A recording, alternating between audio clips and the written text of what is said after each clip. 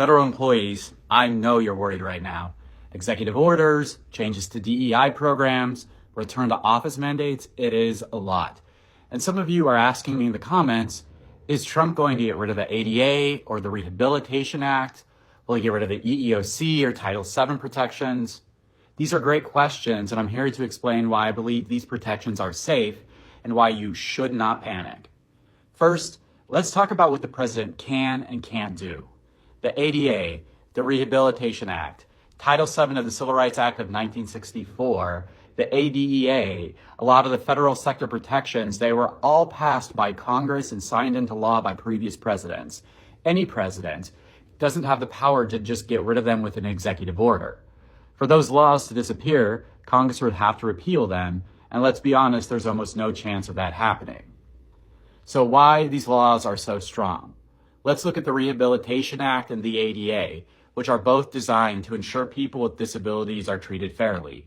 These laws don't just have broad support from liberals, they also have support from conservatives. Why? Because they're about the dignity of work. A lot of veterans and other groups who have served this country rely on these protections to work in the federal government and beyond, and for good reason. There's almost no appetite in Congress to remove these laws, and honestly, there's no authority for a president to do it alone for what most people are thinking. Now, the EEOC and Title VII of the Civil Rights Act are also protected. These laws are foundational. They guarantee protections against discrimination based on race, gender, religion, and more. And they've been part of our system for decades. And while presidents can try to tweak how these laws are enforced, they can't erase them. Is he trying to do what he can? Yes. But are these protections generally safe? Also yes. I believe these laws are here to stay. Now, that doesn't mean everything is necessarily fine. A president can still issue executive orders to limit how these laws are enforced, but there's limitations to that. And they can try to undermine protections indirectly by changing how agencies operate. That's what's happening. That's why we're staying on top of every development to make sure federal employees know their rights. So what rights do you have under these laws? Here's what you're protected against generally. For discrimination under Title VII, federal employees cannot be discriminated against for race, gender, religion, or national origin.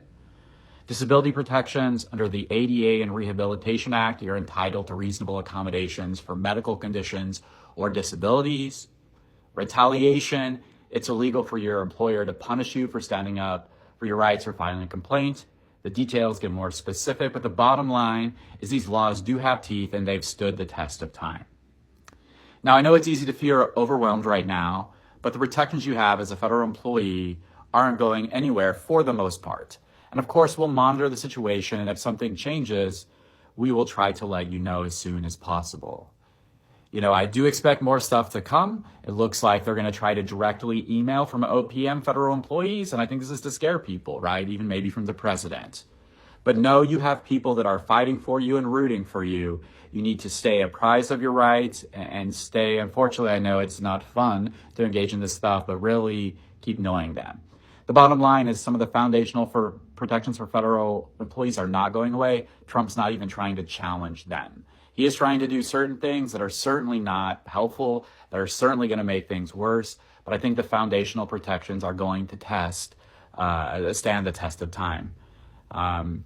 If developments happen, we'll let you know, but it's really hard for a president to get rid of statutes, especially without the support of Congress. So I hope that's helpful to some extent, and hope everybody has a great day.